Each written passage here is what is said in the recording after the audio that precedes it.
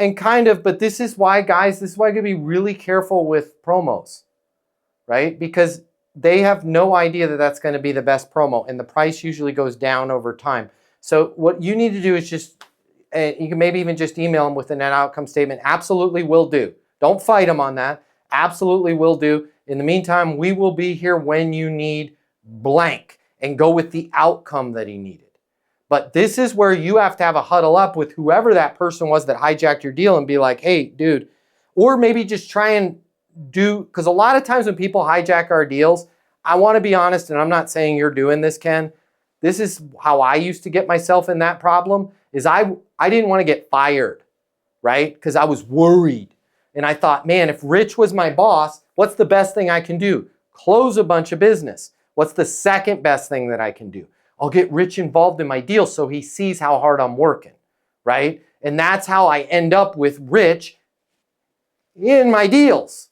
No disrespect, but then Rich is like, hey, yeah, let's do this, because Rich doesn't sell normally. He's a regional manager, and he's like, we got this promo, and then boom, my whole thing's blown up. So you got to figure out how the hell that person ended up in your deal, and in future deals, try and keep them out. If they do have to come in, you have to lay the play out before the call. Hey, this is the call. We're not bringing up promos on this call. I need you just to trust me on this process. We're talking about what's most important to them. We're trying to monetize, figure out the cost of them switching and the benefit for them. And that's all. I need you to basically reference our credibility and our pedigree in the similar accounts that you've worked on.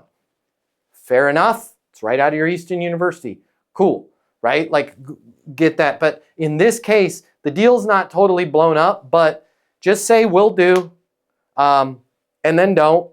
Like, don't be like, hey, we got this promo, we got that promo, and then let a little bit of time pass and call with an insight, right? Was thinking about you guys today, and there is something that the top XYZ is a little secret. We just got done with a summit, and there's a little secret that the top, whatever they are, refrigerated cargo companies are kind of all sharing amongst themselves. I just want to make sure you were aware of it.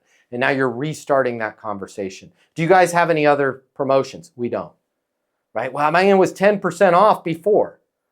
Totally get it, right? And I'm sorry it went down that road. Here's what we can do. I think I can call in some favors, and I've got some marketing budget. If I could cover on the deal right now, we don't have that promotion, but if I could pick up the 10% on my end, I'll cover that. As long as you're willing to be a testimonial for me, once you guys are happy, I'll pick up that 10%. I'll cover that expense on my end. Does it make sense to get you guys on board, right? You got to start to retract yourself from this rate. It's a race to the bottom, right? I'll be here when your price is lower than XYZ's, because then they're just going to call XYZ and go, can you match or beat their price? That's just not a good world to be in. If you like this video, I got you. I'm going to hook you up. Click the link in my bio. I'm going to give you the closing mini masterclass. It's normally $300. I'm going to pay for everything.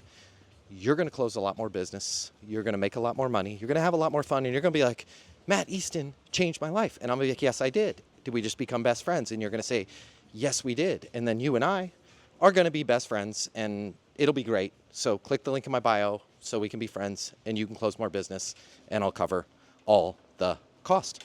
See you there.